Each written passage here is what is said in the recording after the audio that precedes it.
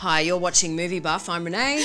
And I'm Alicia. She is all day and half the night. And we're going to talk about two very different films today, both very good. One's called Mal's Last Dancer. It will get, I think, a Best Picture Oscar nomination at least next year. Yeah, it's a really good film. It's based on the true story of a young guy called Lee who was taken when he was a child to become a ballet dancer for Madame Mao. And eventually he went to the US where he defected. It's a great story, and I think that's what makes this film so wonderful to watch, is just the story behind it is so interesting, and it's translated really well on screen by Bruce Beresford. I cried twice. You did. I've seen it twice and I cried twice. And Bruce Beresford is masterful at bringing very real and moving stories to life. He did Break Morant, Driving Miss Daisy, a heap of stuff. The casting was great, but the person that I thought stole the show was Bruce Greenwood. Wasn't he amazing? He was so good. I don't think I've seen him ever play a bad role, but I don't think I've ever seen him play a better role than he did in this film. He really did steal the show. But Aidan Young was great as well. And the lead guy, Chi-Chow. Chi-Chow. His dancing was incredible. I don't know too much about ballet, but I think it was pretty good. And don't be put off if you don't like ballet, because it's really not a story about ballet. It's kind of like the inspirational story, Chariots of Fire, where they went on running glory, but with kind of ballet. Olympic glory, not Oscar glory. Now, Renee, you sat down with some of the cast, so let's take a look at what they had to say.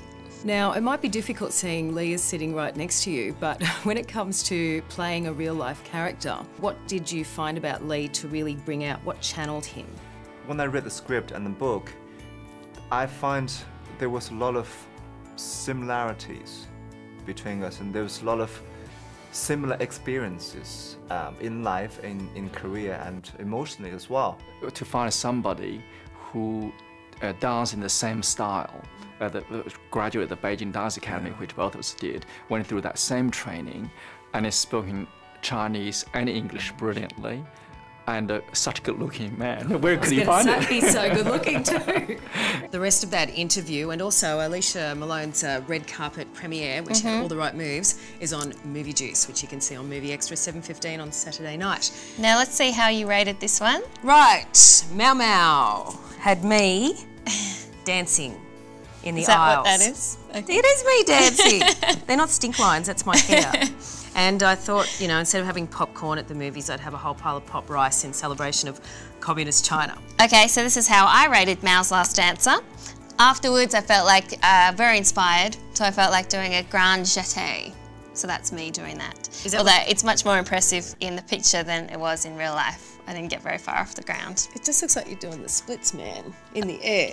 That's what it is. Bullet time, Matrix style. That's what it is. So anyway, Mal's Last Dancer, go check it out. It's definitely an Aussie movie you need to watch. The next movie we're talking about is Shay, which is Steven Soderbergh's epic 4-hour film, split in 2 parts, but each part is 2 hours long, about the revolutionary Che Guevara. So I didn't know too much about Shay before I started, but from what I know, he wasn't all that much of a good guy as is made out in the film, wouldn't you say? I think it's very biased. Well, he is an uber chic hero ever since Madonna made him famous by dressing up like him in one of her video clips. I have seen a very funny T-shirt, though, that has Che Guevara wearing a Che Guevara T-shirt. I don't think it was that vain. I mean, he did do a lot of selfless things, but I think he surrounded himself with people, or people came to surround him who were very self-interested. He was a revolutionary, and you often see people wearing the T-shirts. Yeah, he's kind of become this symbol now for freedom. And how many naps did you have in this one? None. Was it a 2-nap movie? I think it was 2. 4 hours is a long time. I think too because they personally met everybody in Cuba and Bolivia. Yeah. While, personally, shook hands with everybody personally. A lot of backslapping. Yeah. So. But Benicio del Toro, I thought, did an amazing job. Yeah. I've got a little bit to show you from part 1. Good. Do you want to take a look? Yeah. Here it is. Fusilamientos, sí, hemos fusilado. Fusilamos y seguiremos fusilando mientras sea necesario. Nuestra lucha es una lucha a muerte. En esas condiciones, nosotros vivimos por la imposición del imperialismo norteamericano. All right, so here's how I rated Shay.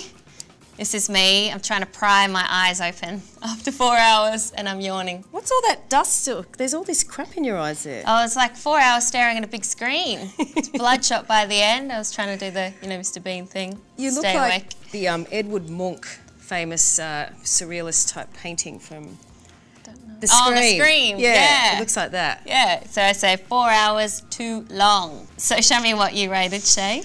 Well, I really loved it. And I gave it, I know we don't do star ratings, but I gave it 1 giant star because Benicio del Toro actually channeled Shay. And I think awards will be coming his way, at least in some of the independent festivals anyway. He'll get an award in Cuba, for sure. Yeah, definitely. Well, that's all we've got for today's show, but make sure you check out our website, which is MovieBuffChicks.blogspot.com. That's it. Always go the wrong way, I can never remember which way it goes. Or check us out on YouTube, and don't forget to watch Movie Juice. Movie Juice on Movie Extra, 7:15 on a Saturday night. Yes, and The Jesters as well, which is a great comedy show, which is on Movie Extra. If you haven't seen it, make sure you check it out. It is really funny. 9:30 Tuesday night. Until next time, see you then. Bye. Bye.